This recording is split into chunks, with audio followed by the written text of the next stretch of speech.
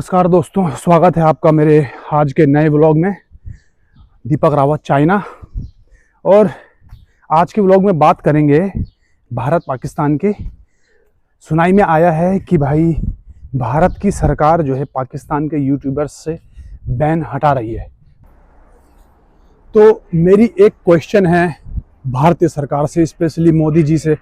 वो तो ये वीडियो देखेंगे नहीं, लेकिन चलो आप लोगों से, क्यों तो आपने पाकिस्तानी जो यूट्यूबर्स हैं उन पे बैन लगाया था। चलो बैन लगाया, आपका कहना हम सारे भारतवासियों ने माना, हमने उनके चैनल जो है अनसब्सक्राइब कर दिया सब कुछ।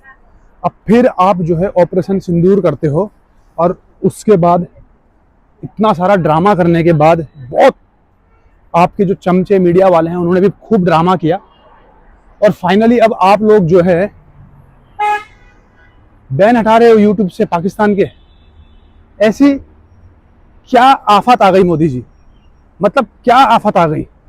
कौन सा पहाड़ टूट रहा है भारत की सरकार के ऊपर कि पाकिस्तान के तुम जो है यूट्यूबर्स का बैन हटा रहे हो?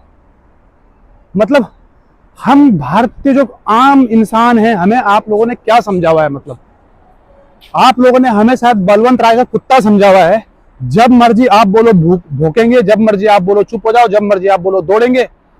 सरकार कोई सी भी हो, कोई सी भी सरकार हो, बीजेपी, कांग्रेस, एनीथिंग, ये सिर्फ हम भारतीय आम जनता को ना एक कुत्ते से कम नहीं समझते हैं। ठीक है, हमारी औकात ही कुत्तों के जितनी है।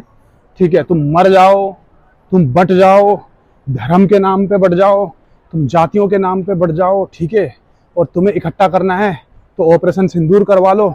ठीक है ना, फिर भारत पाकिस्तान मुर्दाबाद के नारे लगवा लो, फिर उनके यूट्यूब बैन कर दो, और जब सब कुछ शांत हो जाए फिर उनके यूट्यूब खोल दो। कभी कभी मुझे लगता है कि बीजेपी की गवर्नमेंट से अच्छी कांग्रेस की गवर्नमेंट थी। वो कम से कम एक पक्ष लेते थे। वो पक्ष क्या लेते थे कि पाकिस्तान ने हमला किया, हमारे जो बेकसूर लोगों को मारा। ठीक है, और कांग्रेस की सरकार का ये स्टैंड होता था कि कुछ नहीं करना है, वो आए मार के चले गए, हम चुपचाप रहेंगे, कोई दिक्कत नहीं, आप आओ हमारी जिंदगी कुत्तों के जैसे, मारो हमें और जाओ। नेताओं के बच्चों को मारना नहीं है, कुछ नहीं है, वो तो विदेशों में सेटल है। अब बीजेपी सरकार का क्या सीन है देखो। बीजेपी की सरकार, पाकिस्तान ने उधर से मारा, इधर से इन्होंने मारा, और फिर चुप हो गए। मतलब बीजेपी की सरकार का स्टैंड कुछ नहीं है, ना तो हम तेरे, ना तो हम इधर के, ना उधर के।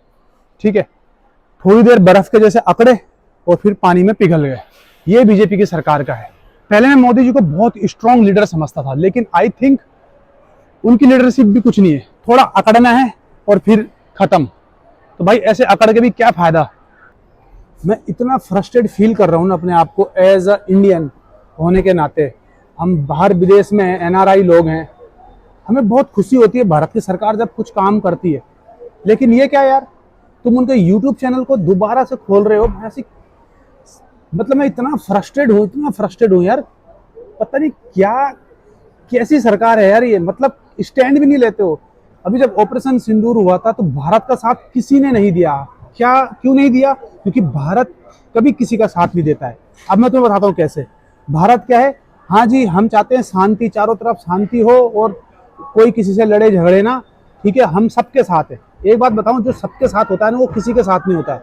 जो सबका दोस्त होता है वो किसी का दोस्त नहीं होता है। ये दुनिया आज एक स्टैंड लेने वाली दुनिया है। पाकिस्तान का एक स्टैंड है, वो एक स्टैंड लेते हैं, तो इसलिए साथ उनके साथ जो देश खड़े हुए थे, आपको पता है कौन कौन देश खड़े थे उनके साथ। ठीक है ना, भारत के साथ कौन खड़ा हुआ? रूस नहीं खड़ा हुआ, अमेरिका खड़ा नहीं हुआ, इजराइल खड़ा नहीं हुआ, कोई भी खड़ा नहीं हुआ। सबने बोला भाई हम चाहते हैं शांति हो, शांति हो, पीस टॉक के साथ अपनी बातें खत्म कर दो, लड़ाई मत करो। भारत ने भी यही संदेश दिया यूक्रेन और रशिया को। ठीक है, इजराइल को, ईरान को यही संदेश दिया, तो उन्होंने भी यही संदेश दिया। अरे भाई एक जगह खड़े होना सीखो, किसी एक का पक्ष लेना सीखो। चीन एक जगह पे खड़ा था, डोनाल्ड ट्रंप के सामने चीन बिल्कुल भी नहीं झुका। डोनाल्ड ट्रंप टैरिफ लगाता रहा, चीन भी उतना ही टैरिफ लगाता रहा। आखिरकार में डोनाल्ड ट्रंप को घुटने टेकने पड़े, चीन के साथ ट्रेड डील करनी पड़ी। लेकिन आए दिन डोनाल्ड ट्रंप भारत को धमकी देता है। औकात नहीं है ना, एक जगह खड़े होने की औकात नहीं है भारत की, एक जगह।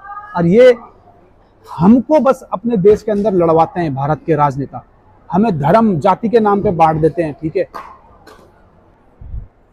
और तो और मैंने सुना यार भारत और पाकिस्तान का क्रिकेट मैच भी होगा एशिया कप में अब तो। देखो ना कितनी बड़ी हिपोक्रेसी है भाई साहब, क्रिकेट मैच भी होगा भारत पाकिस्तान का अब भाई। तो ये हमारी औकात है भारत के लोगों, आम लोगों। खैर तुम भी बदलोगे नहीं मुझे पता है, भारत के आम लोग भी बदलेंगे नहीं। अरे और पूरा का पूरा दोष भारत की जनताओं को है।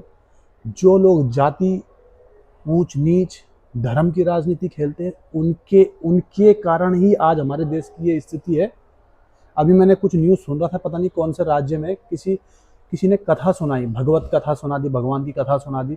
वो ब्राह्मण नहीं था शायद, या कथावाचक नहीं था, तो वहाँ पे विरोध हो गया कि भाई उसने कथा कैसे सुना दी। अरे तो भाई कमीनों, जो भी तुम हो, जो भी है, क्या कथा सुनाने का हक सारी एक जाति को है? सिर्फ ब्राह्मणों को है कथा सुनाने का हक है?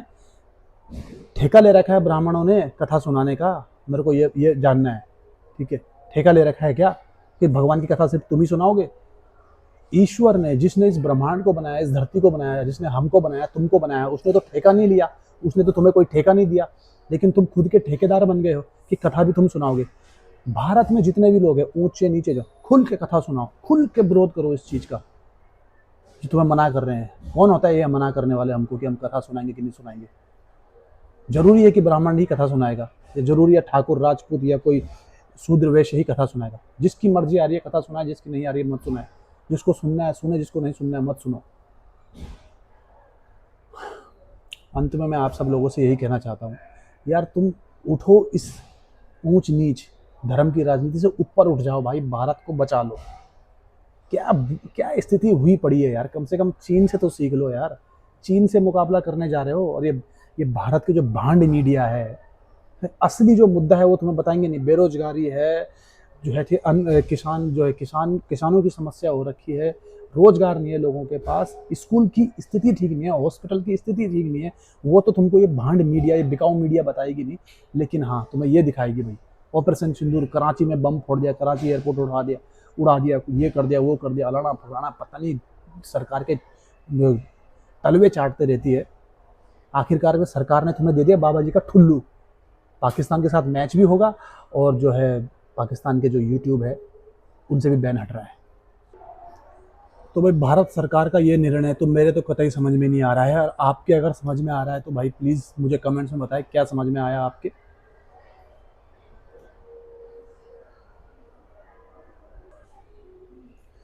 तो भाई चाइना से मेरा आप लोगों को यही संदेश है कि जब वोट देने जाते हो तो भाई राइट क्वेश्चन पूछो यार। कहाँ है रोजगार, कहाँ है अच्छे हॉस्पिटल, कहाँ है अच्छे स्कूल, कहाँ है सेफ्टी? ये क्वेश्चन पूछो। अपनी जाति, धर्म, ऊंच नीच, इस पे बट मत जाओ भाई। कब सुधरोगे तुम लोग यार, कब सुधरोगे तुम लोग? तुम बंटते हुए तुम्हें बांटते रहेंगे, तुम्हारा कभी उद्धार नहीं होने वाला। भाई मेरे इतना फ्रस्ट्रेट होना आज, भगवान कसम, जब से ये न्यूज़ सुनी मैंने भाई। दो न्यूज़ सुनी, एक तो ये पाकिस्तान के यूट्यूबर से बैन हट रहा है, पाकिस्तान के साथ क्रिकेट मैच होगा, और दूसरा जो कथा वाला कांड हुआ कि भाई कथा सुनाने का हक सिर्फ एक जाति को है, ब्राह्मण को है या कथावाचकों को है, बाकी कोई कथा नहीं सुना सकता। इतना फ्रस्ट्रेट हो रहा हूँ मैं कि भाई this is it. I am Deepak Rawat from China. Video पसंद आए तो प्लीज़ लाइक शेयर सब्सक्राइब कर दो। I love you all. जय हिंद, जय भारत। सुधरना है सुधरो, बाकी आपकी इच्छा। जय हिंद।